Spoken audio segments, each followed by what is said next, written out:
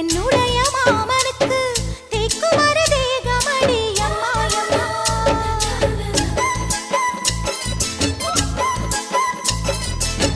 மாமன் பெற்ற பெண்ணுனக்கு மையெழுதும் கண் எதுக்கு என்னை வந்து கொல்லுதடி அம்மா அம்மா.